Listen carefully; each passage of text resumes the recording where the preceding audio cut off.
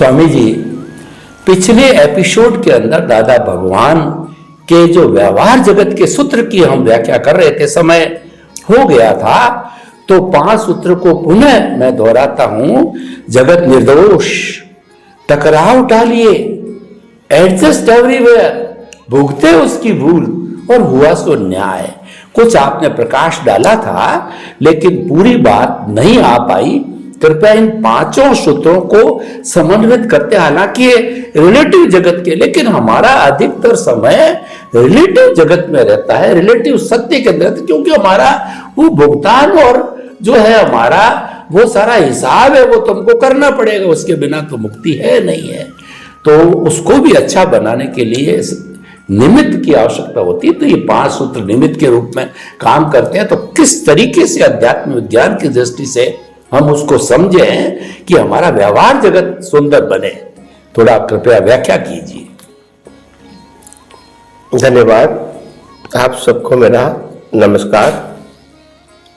पिछले एपिसोड में हमने अतरामन टाड़ो या एडजस्ट एवरीवेयर, ये दोनों सूत्रों का विस्तार से समय की मर्यादा के अधीन बताने की कोशिश किया। और कृपया जगत निर्दोष को थोड़ा हाईलाइट करें। हाँ, अभी हम इसके आगे जो 2 सूत्र है, भोगवे तेनी भूल अने बन्यु ते न्याय अने हुआ सो न्याय और जगत निर्दोष। तो हम इस जगत के अंदर जो हो रहा है, इसको कौन सी दृष्टि से देखते हैं, वो बहुत बड़ी बात है।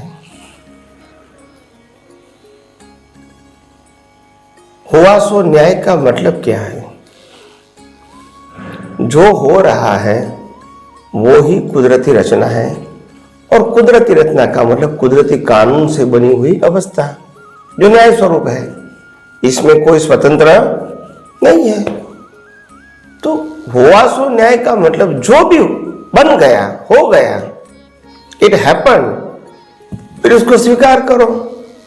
ब्लेम और क्लेम करने की जरूरत नहीं है, क्योंकि यही कुदरती रचना है। इसको व्यवस्थित मान लो, तो ये बहुत बड़ी बात है।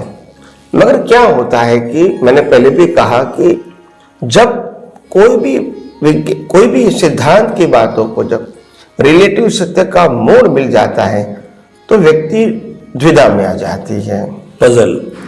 कि संभाव से निपटारा करूं या जो हो रहा है उसमें संभाव में रहूं, ये पजल हो जाता है। सेम क्रिया बाकी सब बातों में भी यही है। तो मेरा कहने का मतलब है, ज्ञानी पुरुष तो हालांकि वो तो बहुत हाई लेवल के अनुभवी थे, इसीलिए उसमें तो कोई शंका की बात नहीं है। मगर ज्ञानी पुरुष के अलावा आम जनता के लिए ये विज्ञान को समझने के लिए या जीवन को सरलता से जीने के लिए उन्होंने ये महान सूत्र जो अपने अनुभव के आधार से अपने मुखारबिन से लोगों को बताया या समझाने की कोशिश किया। तो उनका हुआ सो न्याय,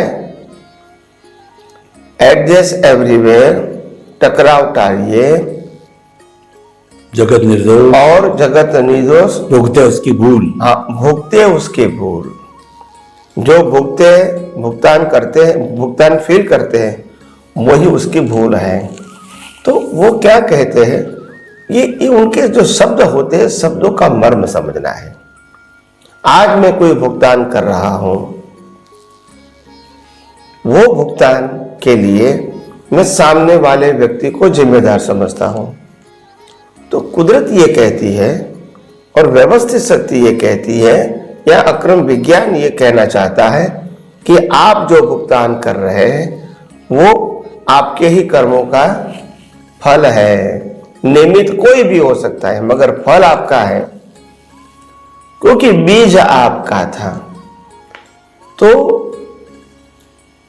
जो भुगते उसी की भूल का मतलब होता है, आज जो भुगतान कर रहे हैं वो आपकी पिछले अवतार की भूल का परिणाम है।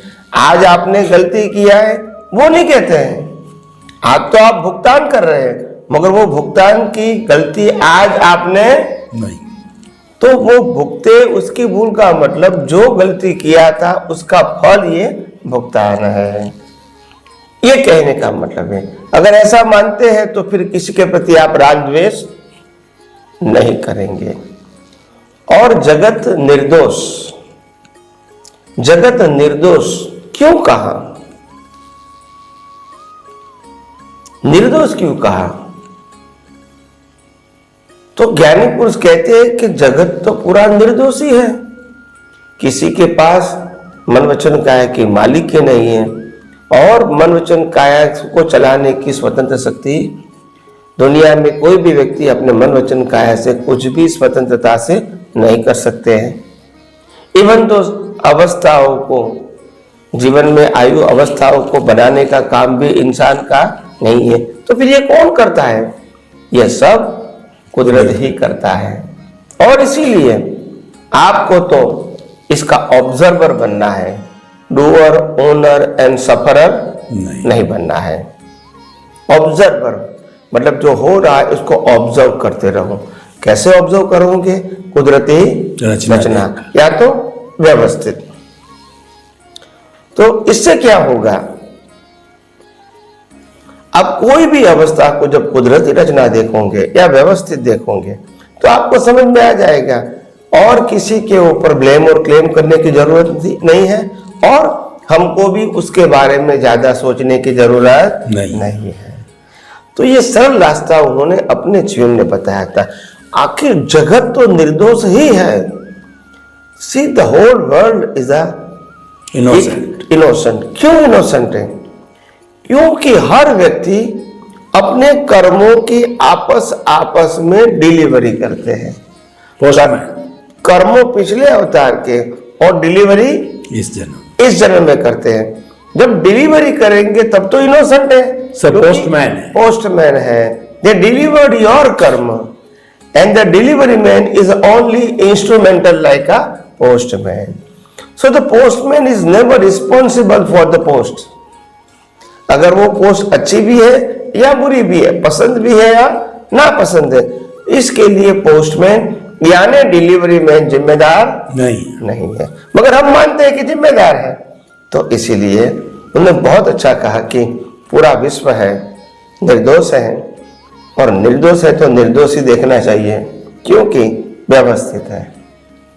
तो इसीलिए ये उन्होंने जो सूत्र दिया बहुत बड़ी बात है।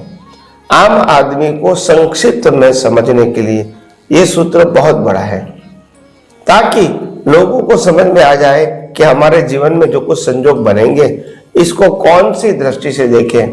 तो ये सूत्र को समझ के आप उसी दृष्टि से आप दुनिया की अवस्थाओं को देखेंगे, आपके मन वचन काया की अवस्थाओं को देखेंगे, तो अपने आप दुनिया को निर्दोष देख सकेंगे, आप मन वचन काया से अलिप्त रह सकेंगे, कर्ता भाव, मालिक या भोक्ता भाव से मुक्त रह सकोगे, और शरीर के ओनरशिप भी आपकी रहेगी नहीं। तो ये बेनिफिट है।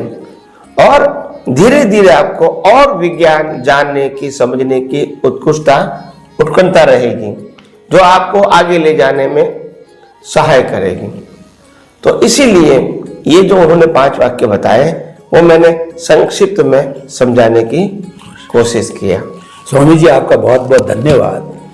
आप जैसा फरमाते हैं कि अध्यात्म विज्ञान जो है वो जो हमारा कहना चाहिए कि सामाजिक धार्मिक से ऊपर जो है आत्मविज्ञान कहिए वो अध्यात्म है, और विज्ञान जो है वो सारी दुनिया को कुदरती रचना के रूप में देखना ये विज्ञान है। यानी सनातन सत्य के ऊपर आप सारा फोकस करते हैं, बात करते हैं, उसको केंद्र के अंदर रखते हैं। तो ये 5 जो आज्ञा हैं जो कि हमारे रिलेटिव व्यू पॉइंट भी साथ में उदय प्रारब्ध अपना काम कर रहा है, तो सनातन सत्य को केंद्र में रख करके और इनकी हम एप्लीकेशन करते रहते कुदरती रचना देखने में हमारे बहुत सहायक होंगे ये सूत्र। बहुत सुंदर तरीके से आपने बताया।